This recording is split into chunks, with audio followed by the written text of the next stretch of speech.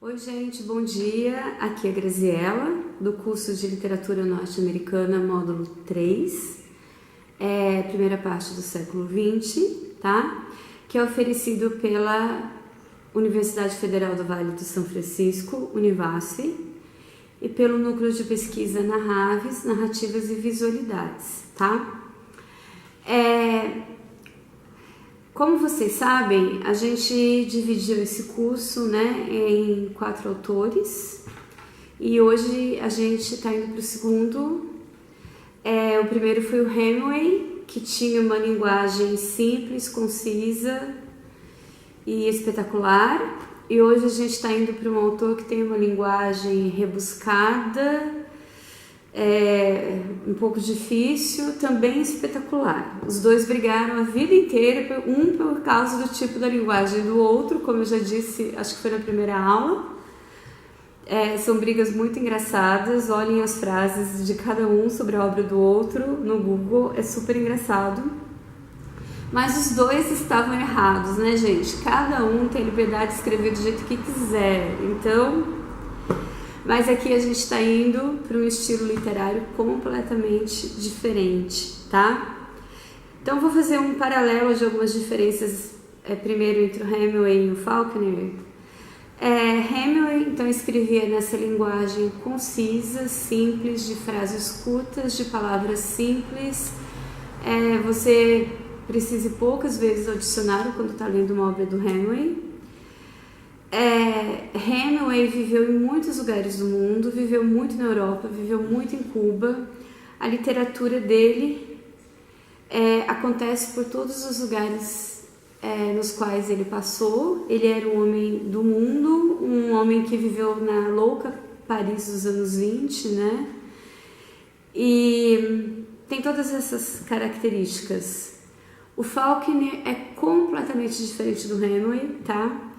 Ele nasceu e viveu maior parte da vida no fundo do sul dos Estados Unidos, tá? E isso tem um impacto enorme sobre a obra dele. A linguagem dele, como eu disse, extremamente diferente do Hemingway, rebuscada, complexa. Você está lendo o livro dele, muitas vezes você terá que ir ao dicionário ou ao Google Tradutor para entender algumas palavras. E o que eles têm em comum é que ambos tiveram vidas muito loucas, tá? Eles tiveram vidas cheias de dificuldades emocionais, de grandes confusões com outras pessoas. Enfim, acho que todo grande artista, né, é meio doido.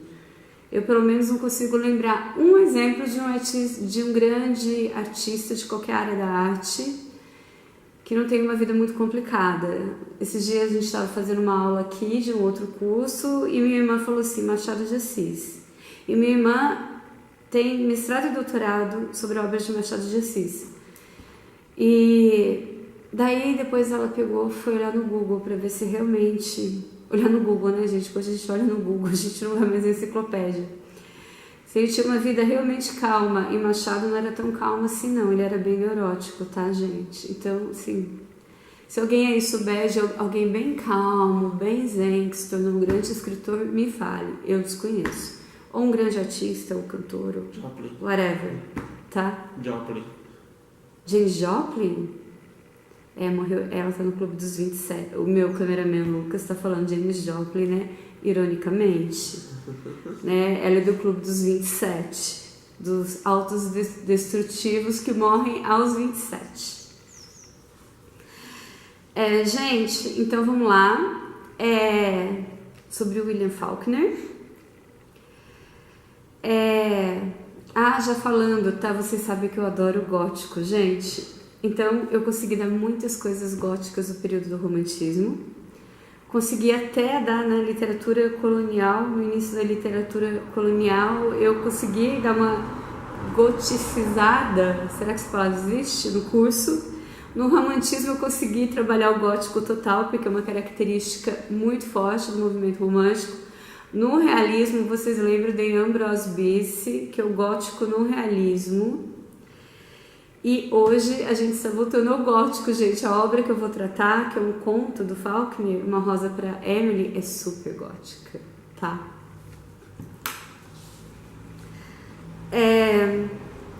Gente, então um pouquinho sobre o Faulkner.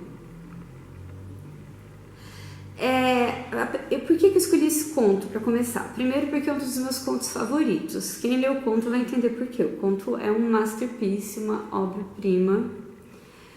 E ele tem um final nocaute do Cortázar, que são os finais que eu amo para contos, são finais nocautes. Eu tenho vontade de escrever, eu tenho os contos escritos e tenho vontade de escrever mais contos e publicar um livro de contos. A gente, eu sempre tô falando, né, que eu quero escrever, publicar e nunca faço. Nossa senhora. Eu quero com dedicatória, viu? Claro, Lucas, você terá uma super dedicatória. Você vai ganhar um livro, você não vai comprar, você vai ter dedicatória. Mas eu sempre penso assim, os contos que eu já escrevi, a primeira coisa que eu penso tem que ter um final nocaute.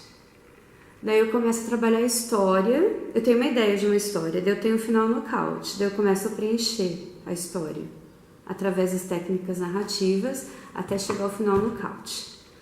Vamos ver aí se eu consigo publicar logo, eu tô planejando aí um para janeiro, gente, será que dá? Ai meu Deus, vamos lá. Será o primeiro, tá? E daí vai estar entrando no próximo curso que vocês vão fazer, tá? Principalmente vocês, meninas, que estão comigo desde o começo aqui da história da literatura norte-americana, mas na verdade é literaturas de língua inglesa, porque assim que acabar esse eu vou começar a literatura do Reino Unido. Daí vocês vão comigo também, tá? Daí, se Deus quiser, em janeiro eu tô começando esse curso mostrando o meu livro para vocês. Vamos ver. É bom eu falar isso, contar esses segredos, porque daí eu me sinto mais obrigada a estar com esse livro pronto, tá? Sem pressão. Não, eu trabalho sob pressão, Lucas. É sob pressão que as coisas saem. Gente, então eu tô começando primeiro porque é uma obra que eu acho que vai encantar vocês, vai deixar vocês muito fascinados pelo Faulkner, e eu sempre gosto de deixar o aluno fascinado pelo escritor, então o Faulkner é uma excelente escolha para isso. O Faulkner não, Uma Rosa para Emily, para fasciná-los pelo Faulkner, tá? E começar o estudo do Faulkner pelos contos é muito interessante porque os contos têm os elementos linguísticos e os elementos de conteúdo que vão aparecer nos romances, tá? Então as nossas 3 aulas de Faulkner serão um conto e 2 romances, tá? Gente, um pouquinho sobre o Faulkner, tá? O Faulkner teve uma vida louca, e mais louca ainda é a história da família dele nos Estados Unidos, né? O Faulkner nasceu numa cidade que chama New Albany, no Mississippi, em 25 de setembro de 1897, mas logo depois mudou para Oxford, no Mississippi também. Oxford será o cenário de inúmeras das obras de Faulkner, tá? Ao contrário do Hemingway, Faulkner é um escritor regionalista, no sentido que as obras dele acontecem aonde ele nasceu, onde ele vive, de onde ele não quer sair. Ele não tem essa vibe do Hemingway de explorar o mundo loucamente. Ele gosta muito de ficar sentado ali no Mississippi. Então, nesse sentido, é regionalista, tá? No sentido do que há muitas coisas históricas, tá? Da história dos Estados Unidos, da composição da sociedade, que a gente pode analisar na obra dele, que são bem características ali da região, mas ele coloca ali personagens e problemas que são muito universais, assim. Se você se vê nos personagens dele, tá? Que são personagens muito complexos. Você vê, não sou tão louca assim. Tem gente que nem eu, tá? E então as histórias dele se passam num lugar muito parecido com Oxford, a cidade onde ele vive, no Mississippi, só que ele dá a Oxford outro nome, tá? É sempre a cidade de Jefferson.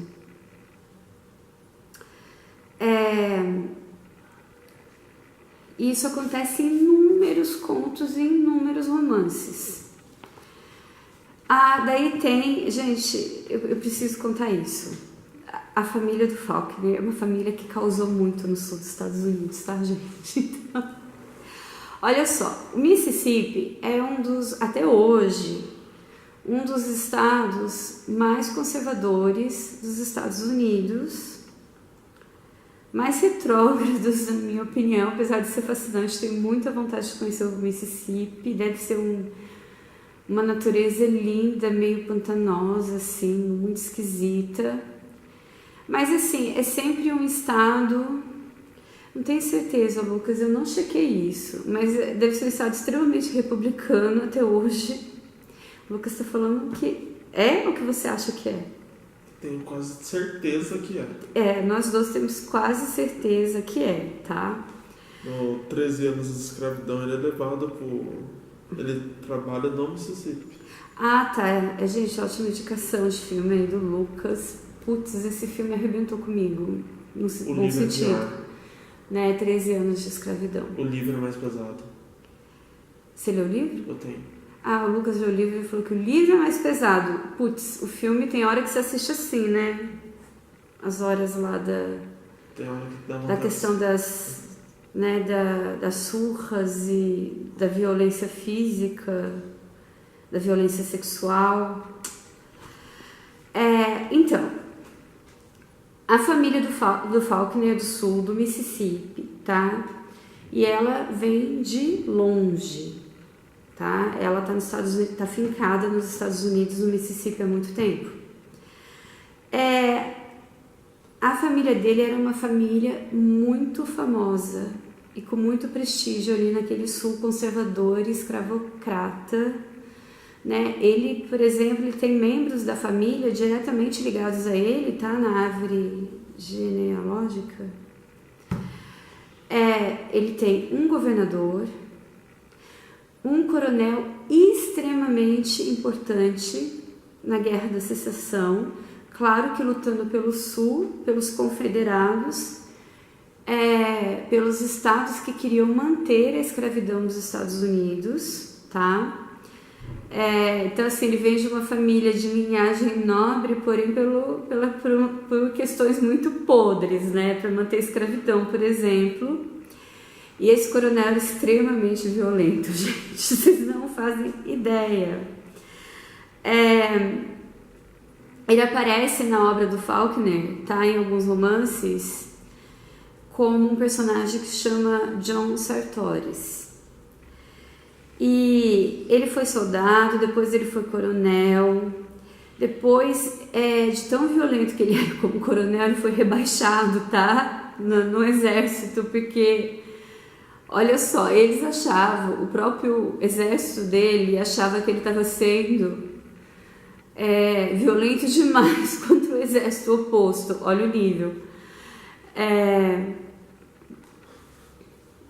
Tá de boa. Então, né, ele lutou na Guerra da Secessão, perdeu, né, a guerra acabou em 1865, a gente já comentou aqui um pouco sobre a guerra.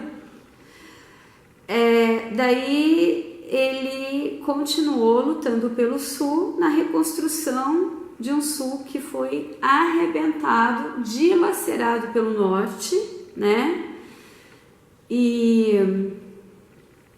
mais arrebentado. Eu tenho uma boa noção de história norte-americana porque a minha pesquisa é muito na área historicista, da teoria historicista, né? Então, assim,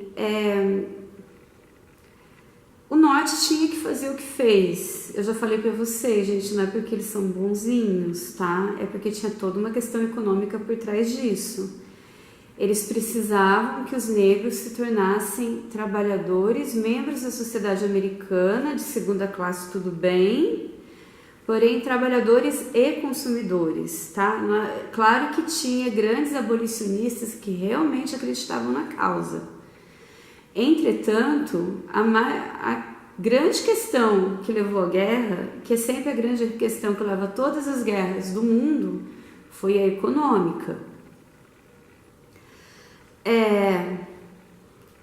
Mas enfim, o Sul resistiu muito.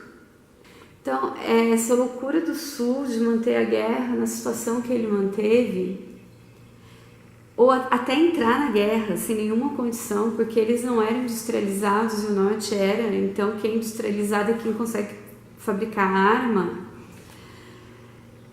Para mim, assim, é quase um caso de histeria coletiva. Eu não sei como eles acharam que eles poderiam vencer essa guerra, porque eles não tinham condição nenhuma de vencer essa guerra, tá?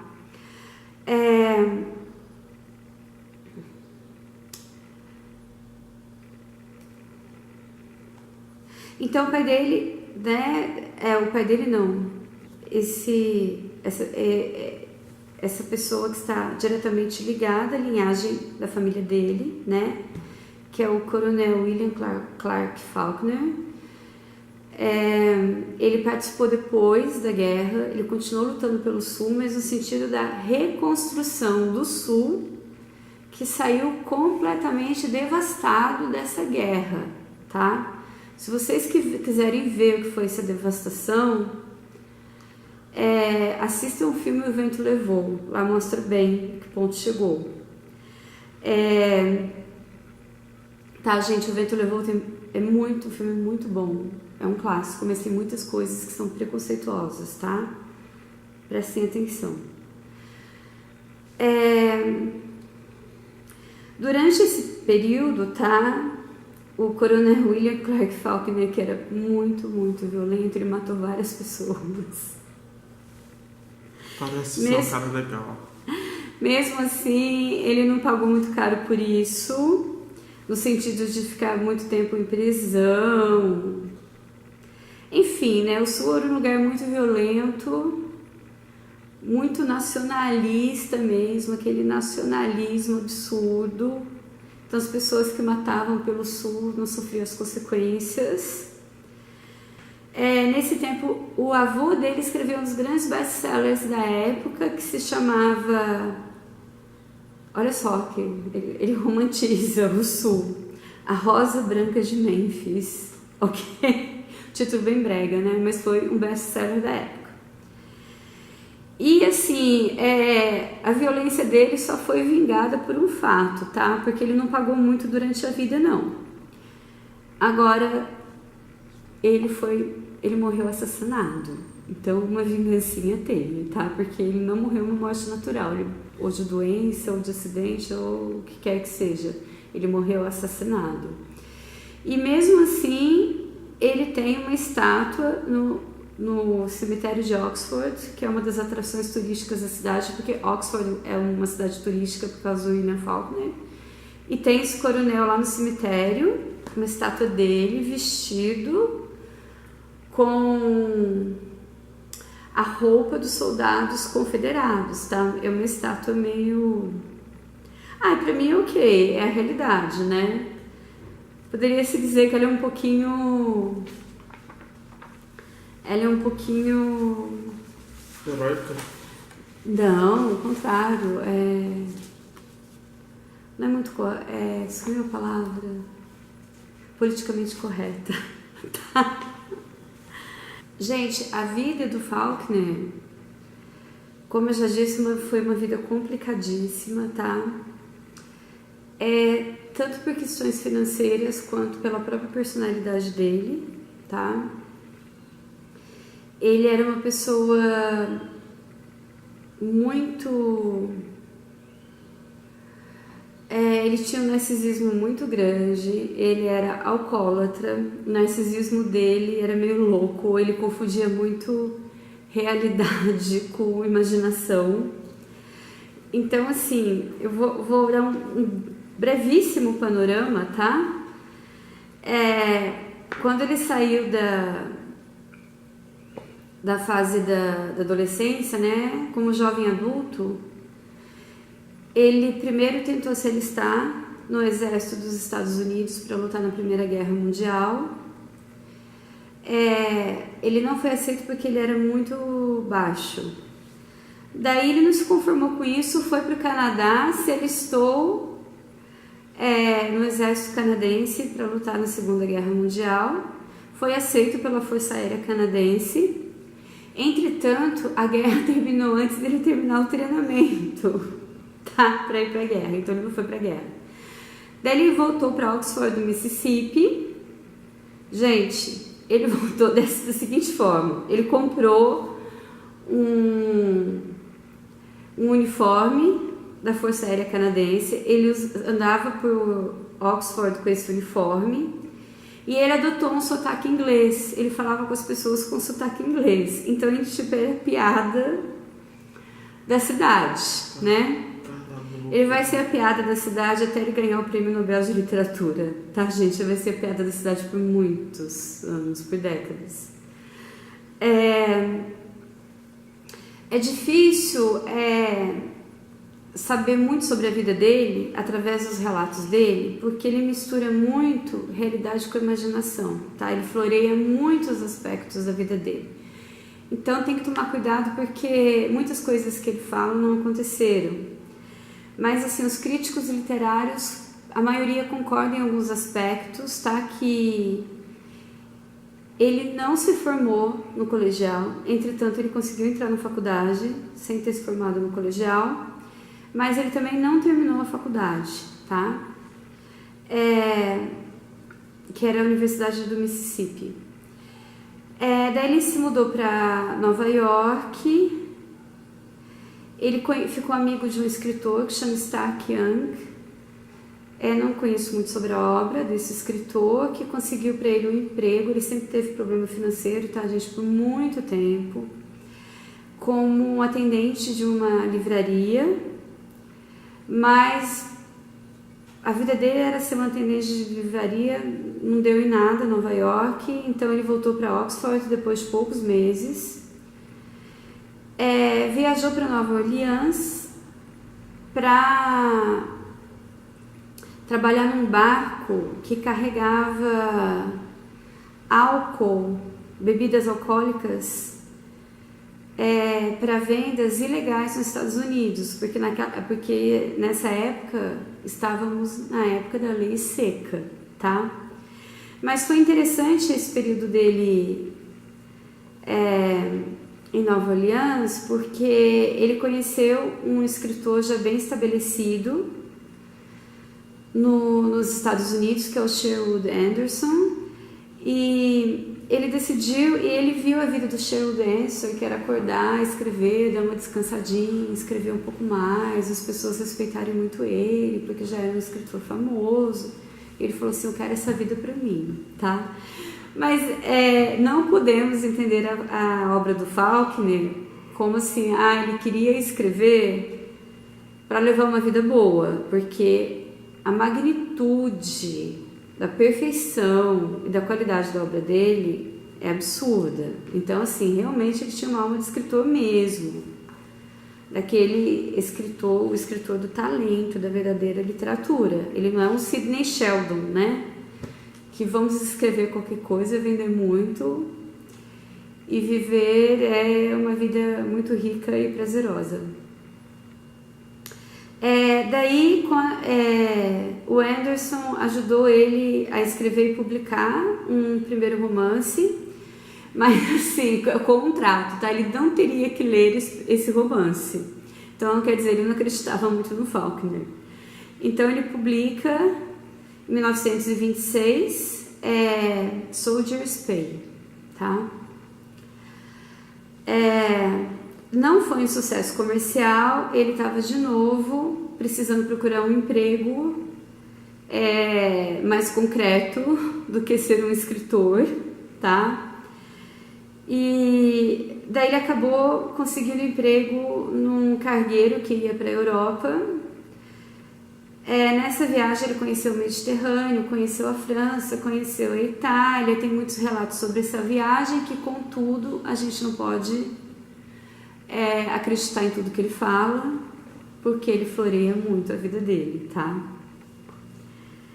Em 1929 ele volta para o Mississippi, casa com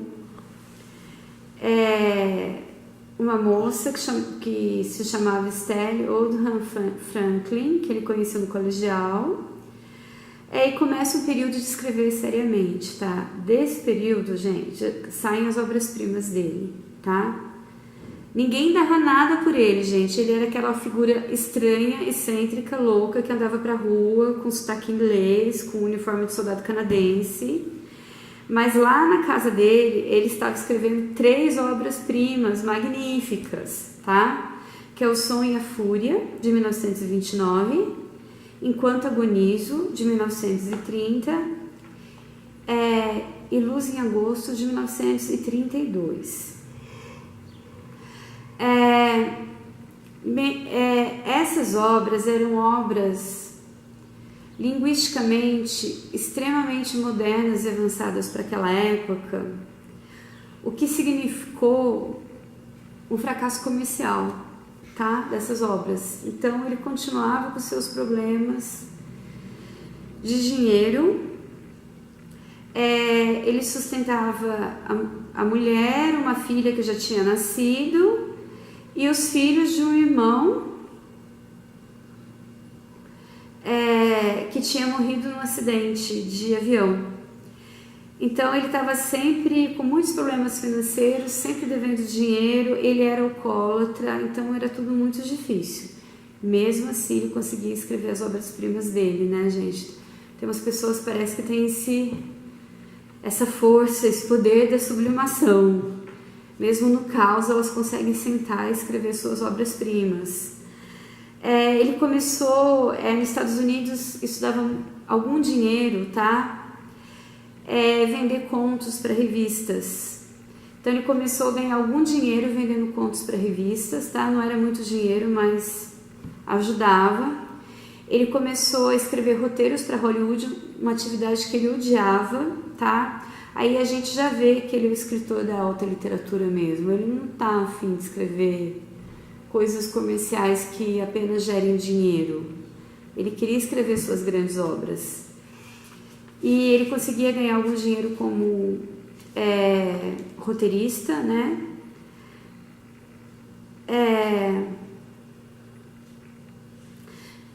Até esse trabalho em Hollywood, né? Ele escrevia do Mississippi mesmo e mandava os roteiros para Hollywood. Ele conseguiu pagar parte significativa dos débitos que ele tinha, que eram grandes, tá?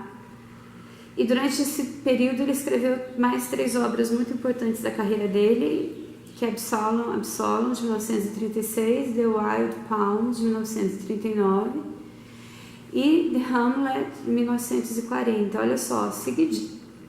Bem rápido, né? Uma de 36, uma de 39 e uma de 40.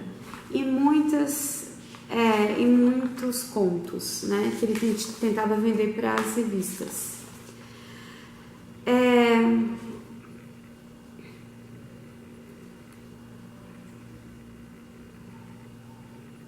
Gente, às vezes uma paradinha só para pegar a ideia central e mais rápido. Tá, ele teve um sucesso comercial que ajudou ele financeiramente em 1931, que se chama Santuário,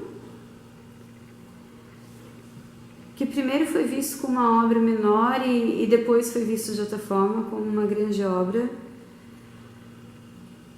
Ele continuou com o problema financeiro até 1948, onde que foi o ano que ele publicou Intruder in the Dust, né?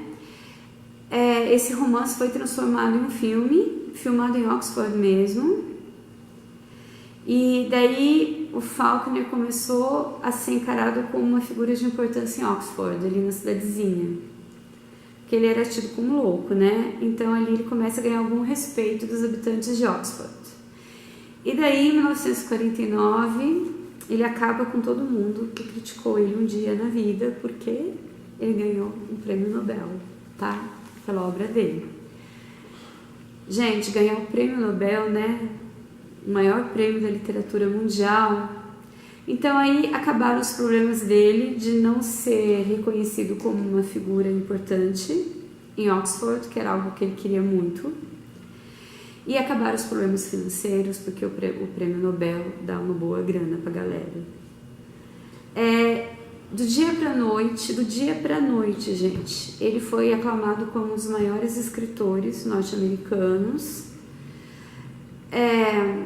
Ele virou uma sensação literária em todos os sentidos, sendo chamado para convenções, feiras, universidades, palestras, entrevistas e tal.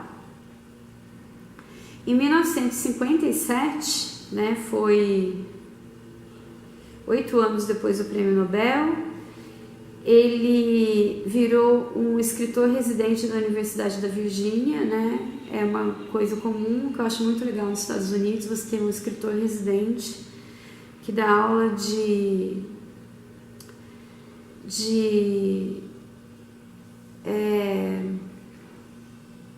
creative writing, né? De técnicas literárias para escritores que estão escrevendo ficção. E aqui no Brasil não tem isso, né? Que chatice. Enfim, mas no Brasil, né? Nesse Brasil que a gente está, a gente vai perder tanta coisa. Isso aí já não tinha, então não vai ter mesmo.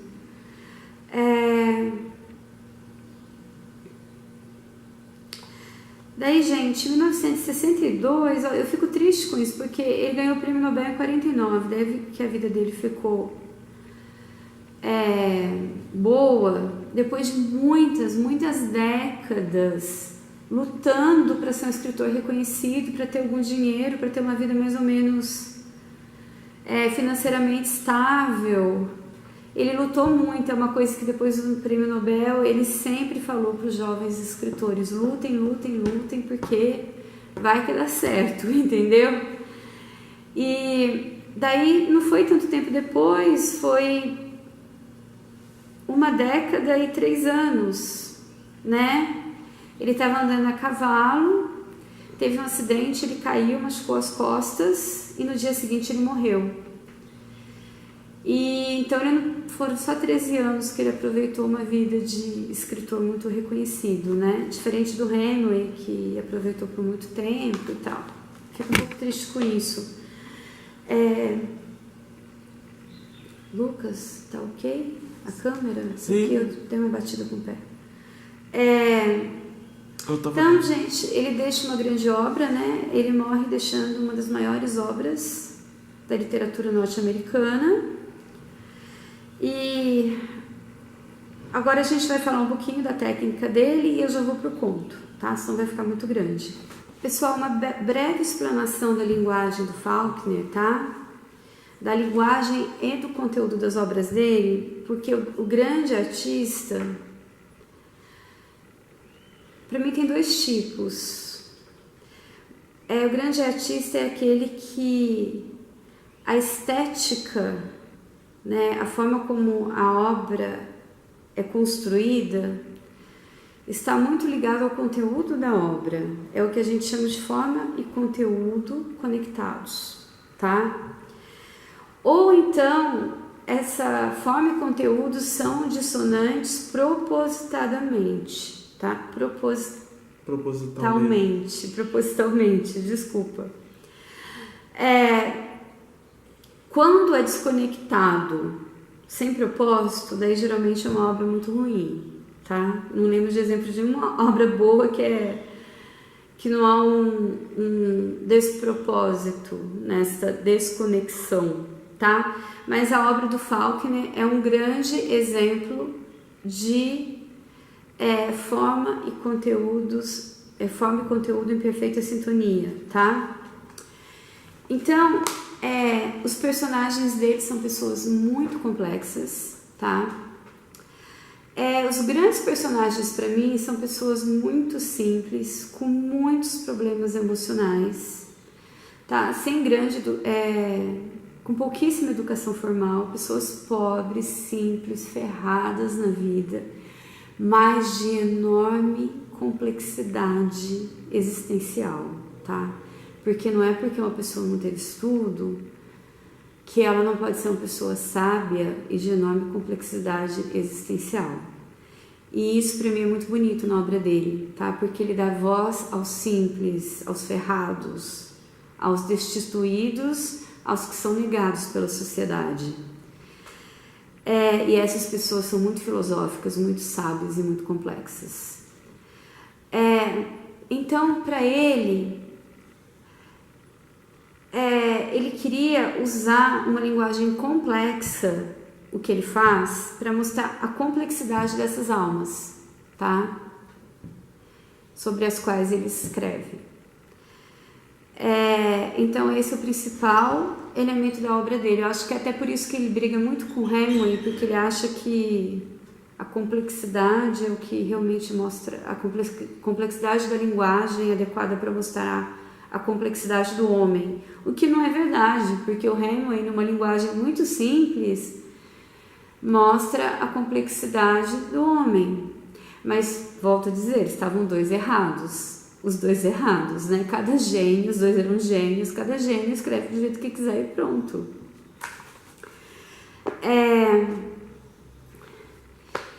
Gente, esses personagens complexos, eles demonstram muito qual é o pensamento do homem sulista, como é a alma, o espírito sulista, tá? E ele critica muito esse espírito sulista, tá? Ao contrário do Coronel Faulkner, que matou muita gente e foi morto no final, ele não era um grande fã das ideias do Sul. Ele critica muito, tá? As ideias do Sul. As primeiras obras dele, né? Principalmente aquelas que eu falei do período que ele era muito pobre, escreveu 3 obras-primas, uma em seguida da outra. Ele coloca um homem numa posição existencialista e muito desesperada perante o mundo, tá? São obras extremamente filosóficas. Os personagens são sempre criaturas desesperadas perante a realidade. Até foi no discurso do Prêmio Nobel, ele fala o seguinte, tá? Vou ler em inglês porque você sabe que eu traduzo, para mim tradução simultânea é muito difícil, eu preciso de um tempo para achar as palavras melhores em português, então vamos lá. Our tragedy today is a general and universal physical fear, so long sustained by now that you can even bear it. Tá? A gente está tão acostumado que a gente aguenta. There are no longer problems of the spirit. There is only the question: when will I be blown up? Então, assim, um problema existencial muito grande. Ele fala que as pessoas estão até fugindo. As pessoas deletaram, aliás, os problemas do espírito e elas apenas se perguntam, né? Quando eu vou explodir? Porque elas não veem saída. Tá, é legal porque depois que ele ganha o prêmio Nobel, eu acho que ele se pacifica um pouco. E nos últimos trabalhos mais pro fim da vida, existe muita redenção, tá? Os personagens ferrados que se ferram e que terminam ferrados nas primeiras obras, eles conseguem algum tipo... Não esses mesmos personagens, os outros personagens da segunda fase da obra dele... eles conseguem algum tipo de redenção, tá? Ele passa a acreditar mais no ser humano. Ele começa a falar da capacidade de sobrevivência do ser humano com mais eloquência. Ele começa a acreditar mais no potencial do ser humano. Ele faz uma afirmação, eu não sei aonde ele fez essa afirmação, mas é um crítico literário que cita: man shall not only endure, he will prevail, he is immortal, not because he alone among creatures has an inexhaustible voice, but because he has a soul, a spirit capable of compassion, sacrifice and endurance. Ok? Nossa.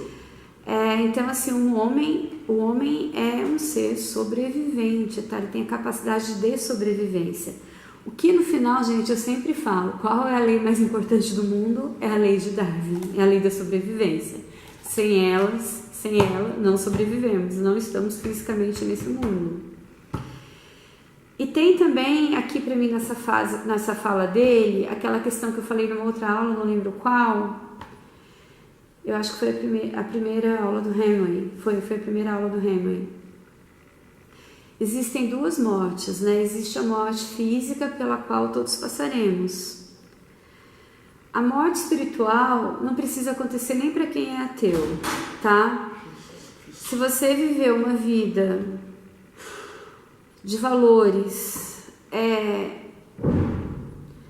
de valores dignos, né, gente? Porque tem pessoas que vivem suas vidas, os seus valores não são dignos, aí não conta, né? Tô falando de valores mais ou menos dignos. Se você viveu essa vida, se você fez, né, se você teve um propósito de vida e o alcançou, né, podemos dizer que, né, a sua obra de vida permanece, tá?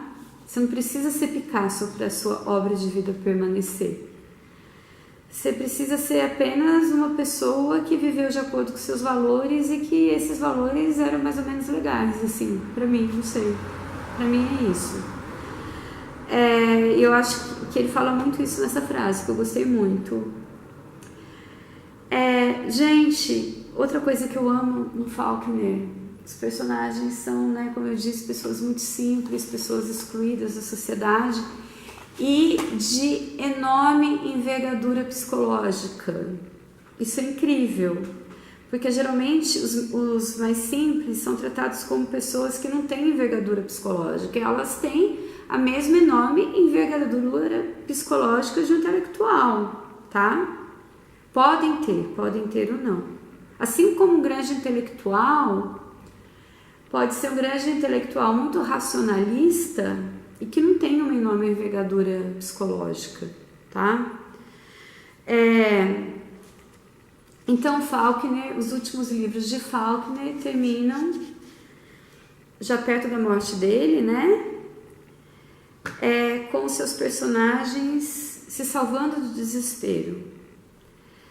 Então, eu acredito, né, que ele viveu uma vida onde ele foi salvo do desespero. Ele não apenas deixou uma obra monumental para a humanidade, mas ele também viveu uma vida bem vivida, mesmo depois de todo o caos, do dinheiro e do alcoolismo, ele conseguiu redenção. Então, isso eu acho muito legal, muito bonito. Então, vamos ao conto, finalmente. Eu vou falar pouco sobre o conto, tá? Porque eu vou pedir mais análise de vocês desse conto do que falar sobre ele. Vamos lá? Gente, então finalmente, depois de eu falar tanto do Faulkner, tá, que eu precisava explicar para vocês a linguagem, tá? Na próxima aula eu não vou mais explicar a linguagem, né, a questão da vida dele e da inserção dele na literatura norte-americana, porque vocês já vão ter visto isso nessa aula. Então aqui eu vou falar pouco do conto e pedir mais análise de vocês, tá? Contrário das próximas aulas, que eu vou falar mais da obra. E não do William Faulkner, que eu já falei nessa aula. Gente, o conto dele mais famoso é totalmente Uma Rosa para Emily, tá? Uma Rosa para Emily, olha que nome romântico. Não tem nada de romântico, gente. É puro gótico, tá? Ele está no Brasil, ele está nessa antologia maravilhosa, eu não sei se tem para vender ainda. Gente, mas tudo que não tem mais para vender, que eu preciso comprar, eu consigo aí no sebo virtual, não sei. Você põe esse sebo virtual na internet, é o primeiro no Google que aparece. Estante virtual, o nome da... É muito bom. Eu comprei um livro novo por R$4. Agora, assim, os livros que estão fora da lista, eu tô comprando os seminários do Lacan, que são muitos. Tô comprando aos poucos, gente, porque vai ficar em mais de R$2.000 para comprar todos. Eles não tem mais para vender em português, né? E Lacan já é difícil, então eu realmente prefiro ler em português. E é R$100 e poucos cada, então eu tô comprando um por mês, porque vai ficar caro essa compra aí. Gente, então, esses 100 melhores contos de crime e mistério. Agora que tá chegando friozinho aqui no sul de Minas, eu sei que tem muita gente do Nordeste aí que não tem esse prazer. O Lucas não gosta do frio, mas eu amo. Vamos trocar? Ficar debaixo do cobertor olhando contos de crime e mistério. Tá? Super recomendo. Ficar deitado no chão frio com aquele sol estalando, uma delícia. Eu detesto, eu gosto do frio. Winter is coming, gente, Game of Thrones está voltando. Jon Snow está voltando. Calma, Graça. E vai voltar com Ghost ainda. Com o cachorro dele que tinha sumido. Eu adoro cachorro. É porque é caro fazer aquele bicho. É meio difícil fazer ele matando as pessoas no meio da guerra. Gente, então, olha só. Uma Rosa para Amy, ele está dentro do que chamamos de literatura gótica do sul, Southern Gothic. Tá? Ele é extremamente gótico, apesar de não parecer. Só no fim que vocês vão entender por que ele é tão gótico. Eu vou dar alguns spoilers aqui, mas eu não vou dar o principal spoiler, gente, que arrebenta com todos os outros, porque ele é tão mais gótico que os outros, tá? E a linguagem desse conto é magistral. O que o Faulkner consegue fazer nesse conto é meio absurdo. É o seguinte. Então tá, ele tá dentro do gótico sulista, né? Que é um movimento gótico que houve no sul nessa época. E anteriormente também, esse gótico do sul é uma coisa que acontece na literatura durante um bom tempo nos Estados Unidos e até hoje, tá? Isso com uma literatura comercial, que eu acho o livro muito chato, mas a série muito interessante. É uma série de vampiros que se passa no sul, ela já acabou, eu esqueci o nome. Você lembra? Da Suki Waterhouse. Suki era o nome da menina principal? Gente, não sei como é que eu esqueci, um seriado que eu adorava, muito engraçado, porque o gótico sulista tem traços de humor também. Eu falei pra vocês no fórum, esqueci o nome da série, mas até a autora se inspira muito no gótico sulista, para fazer uma literatura, no caso, comercial, tá? E esse gótico sulista, ele mistura um pouco de humor, ele é muito grotesco, tá? E o Faulkner faz o seguinte nesse conto, é muito engraçado isso que ele consegue fazer. Ele vai criando um espírito de pesadelo, de terror, de violência, mas a gente não vai percebendo muito, tá? Parece que é light. Só quando a gente chega no fim, que a gente viu a quanta violência e terror nós fomos submetidos durante a leitura desse conto, tá? E mesmo ele colocando algumas imagens muito dark, assim, muito aterrorizantes, o conto parece ser leve, tá? Ele faz um nocaute da extrema violência, do extremo grotesco na última linha, tá? Também ele é um desses gênios da última linha, que eu sempre falo. Então, olha só as imagens do conto. Uma mansão decadente, um corpo, um assassinato, um empregado de casa que estranhamente desaparece, e tudo isso vai sendo mostrado de forma muito leve. Então, ao mostrar, assim, ele vai mostrando de forma muito leve coisas muito apavorantes. Só que ele dá um nocaute no final de uma violência, de uma coisa tão grotesca, que você só percebe o tanto de violência e coisas grotescas e coisas absurdas que estavam acontecendo depois, porque você fala e volta, você pensa. Isso que eu acho muito fenomenal nos melhores contos. Você chega no final, você fala, putz, esse conto é tão absurdamente uma obra-prima que com certeza eu deixei escapar mil coisas na primeira leitura. Daí você volta e relê o conto, porque reler um conto é mais fácil que reler um romance, né, gente? E daí você vai vendo como realmente o conto é escabroso do início ao fim, porque na primeira leitura você não percebe isso, tá? E eu não dei o spoiler do que é o mais violento, o mais escabroso e o mais grotesco e nojento, tá? Gente, esse conto apareceu a primeira vez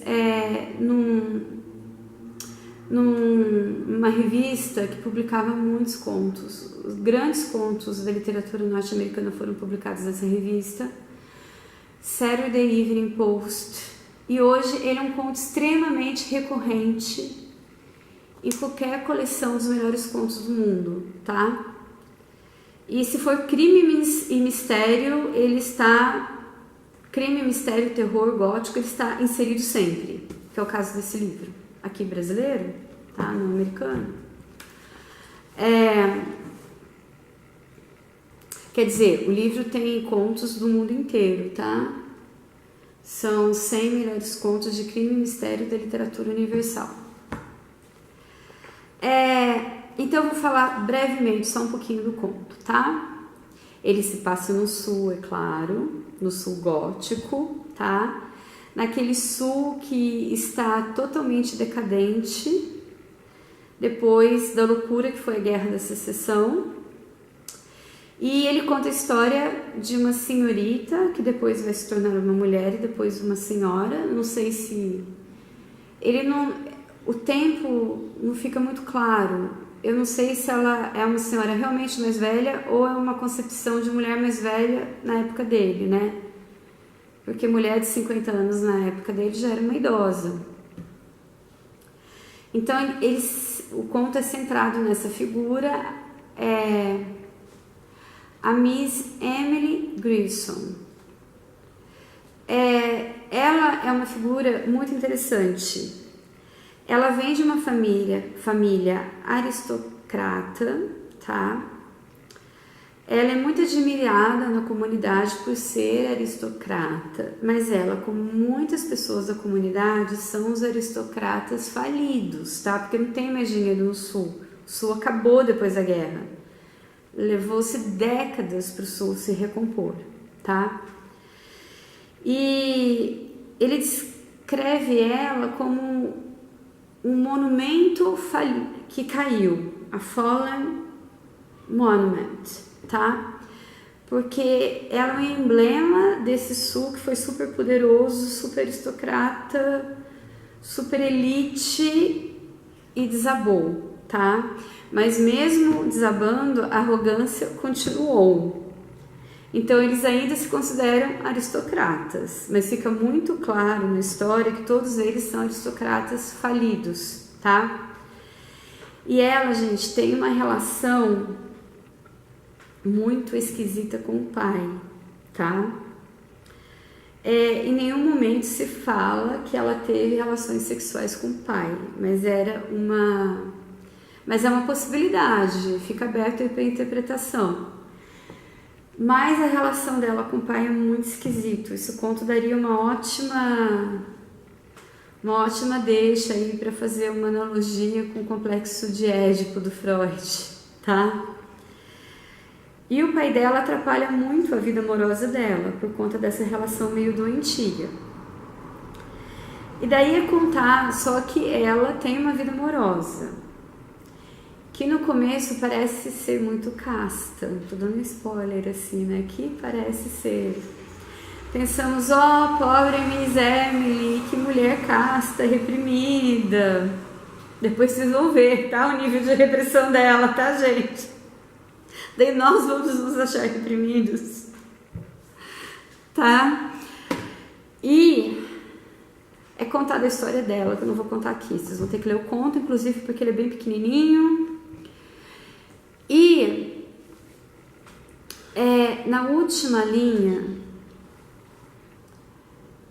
com um objeto, que vocês vão me falar na atividade qual é, se descobre quem era a verdadeira Miss Emily Grierson, tá? Que obviamente não era nada do que ela aparentava ser, né? Esse é o grande conto, a história por baixo da história. A gente ainda vai falar sobre essa teoria, tá? A história por baixo da história. É mais ou menos o iceberg. Explicado de uma outra forma.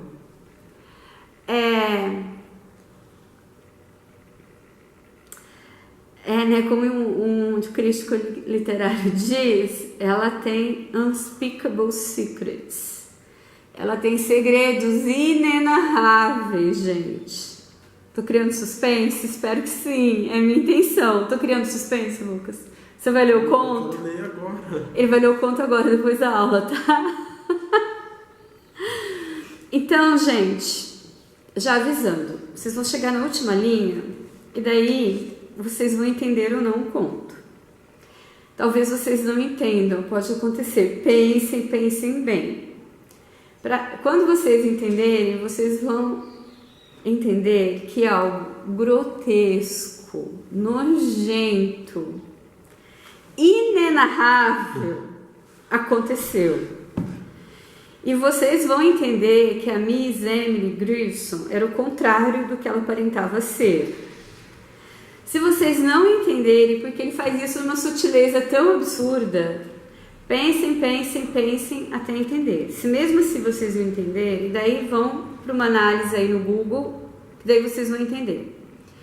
A partir do momento que vocês entenderem, releiam o conto e vejam como ele dava pistas sutis, mas eram tão sutis que a gente não vê numa primeira leitura, gente. Vocês vão ver se vocês forem gênios, tá? Porque ele faz uma brincadeira aqui de detetive que você não vê o que está acontecendo de fato, tá? Daí vocês leiam uma segunda vez, daí vocês vão entender o que é esse conto. Então, qual que é a atividade? Primeiro, quem era de verdade? Pergunta 1, para vocês responderem no fórum. Quem era de verdade essa Miss Emily Grierson, tá? E qual era esse segredo inenarrável, grotesco e nojento? E que vocês coloquem para mim uma passagem em que o Faulkner dá uma pista do que vai acontecer no final e de que ali nesse trecho está, por exemplo, mostrando de certa forma que a Miss Emily Grierson não era essa aristocrata pudica, sexualmente reprimida, que dá a entender no conto inteiro, que ela era o oposto disso, tá? De uma forma até que pra mim não tem ganho, tá? Falando psicanaliticamente não tem ganho, é muito grotesco, é muito nojento, mas tem gente que faz.